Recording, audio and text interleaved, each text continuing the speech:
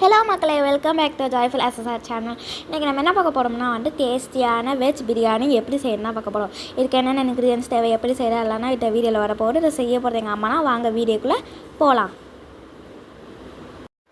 Hello மக்களே, இன்றைக்கி நம்ம சூப்பரான வெஜ் பிரியாணி தான் பார்க்க போகிறோம். வாங்க பார்க்கலாம். இப்போ இன்றைக்கி நான் குக்கரில் தான் வைக்க போகிறேன். அதுக்கு 1.5 ஸ்பூன் நான் நெய் போட்டுக்கிறேன். 2.5 ஸ்பூன் கடலெண்ணெய் போட்டுக்கிறேன். ஊற்றியாச்சு கடலெண்ணெய். இப்போ என்னென்னா தாளிப்புக்கு நம்ம பிரிஞ்சலை, பட்டை, லவங்கம், கிராம்பு இதெல்லாம் பிரியாணிக்கு நம்ம போடுவோம். அது மாதிரி போட்டாச்சு தாளிப்புக்கு.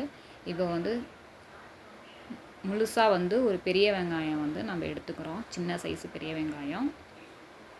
அது நீட்ட வாக்கில் உங்களுக்கு ஸ்லைஸாக நம்ம கட் பண்ணிட வேண்டியதான். இப்போ இந்த மாதிரி ஒரு ப்ரௌன் கலரில் வர வரைக்கும் நம்ம வதங்கணும். நல்லா 2 பச்சை மிளகாய் போட்டுக்கிறேன். 1.5 ஸ்பூன் இஞ்சி பூண்டு பேஸ்ட்டு போட்டுக்கிறேன். தக்காளியும் நல்லா ஸ்லைஸாக நம்ம கட் பண்ணிவிட்டு ஒரு தக்காளி போட்டுக்கிறேன். நான் நல்லா வதங்கி வரட்டும். ஒரு கைப்பிடி அளவு புதினா எடுத்துக்கிறோம். அதுக்கு ஈக்குவலாகவே நம்ம கொத்தமல்லியும் எடுத்துக்கிறோம். கொத்தமல்லியும் புதினாவும் புதினா பிரியாணினாலே நம்மளுக்கு புதினா தான். இது ரெண்டும் போட்டால் தான் நல்ல ஒரு ஃப்ளேவராக இருக்கும் பிரியாணிக்கு. நல்லா வதக்கிக்கணும். இப்போ காய் 2 காய் நான் எடுத்துக்கிறேன். பீன்ஸு, கேரட்டு தான். நல்லா வதங்கி வரட்டும் பீன்ஸும் கேரட்டும்.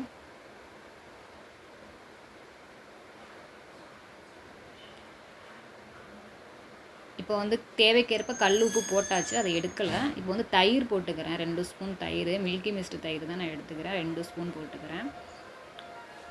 தயிர் எதுக்கு போடுறதுனா நம்ம மிளகாய் தூள்லாம் போடுறோம். மிளகாய் காரம் உங்களுக்கு பிரியாணிக்கெல்லாம் நம்ம குழந்தைங்களுக்கெல்லாம் கொடுக்கும்போது அந்த காரத்தை நம்ம கொஞ்சம் கம்மி பண்ணி காட்டும். உங்களுக்கு காரம் ரொம்ப அதிகமாக இருக்காது தயிர் போட்டோம்னா. 2 ஸ்பூன் மிளகாய் தூள் போடுறோம். மிளகாய்த்தூள் 2 ஸ்பூன். 1 ஸ்பூன் ஆச்சி பிரியாணி மசாலா 1 ஸ்பூன் போட்டுக்கிறேன். நல்லா மிக்சிங் நல்லா பண்ணிவிடணும். இப்போ நான் இந்தியா கேட் பாசுமதி ஒரு 1/2 hour நான் ஊற வச்சுருக்கேன். அது 1 கப் அரிசிக்கு 1.5 கப் தண்ணி நான் ஊற்றிக்கிறேன். கரெக்டாக அந்த ரேஷியோவில் நம்ம ஊற்றினா தான் நம்மளுக்கு கரெக்டான பக்குவத்துக்கு நம்மளுக்கு பிரியாணி வரும். 1 கப் அரிசிக்கு 1.5 கப்பு நம்ம தண்ணி ஊற்றிக்கிட்டால் போதும். இதே நம்ம வீட்டு சாப்பாட்டு அரிசி நம்ம குழம்புக்கெல்லாம் நம்ம சாதம் வடிப்போம்ல, அந்த பொன்னி அரிசி அதில் நம்ம செய்கிறதா இருந்தால் 1 கப் அரிசிக்கு 2 கப்பு தண்ணி ஊற்றணும். இப்போ நான் குக்கரில் நல்லா மிக்ஸ் பண்ணி விட்டு மூடி போட்டு விசில் போட்டு 2 விசில் வைப்பேன். இது இந்த வேலை குயிக்காக முடிஞ்சிடும் நம்ம விசில் போட்டு விட்டோம்னா.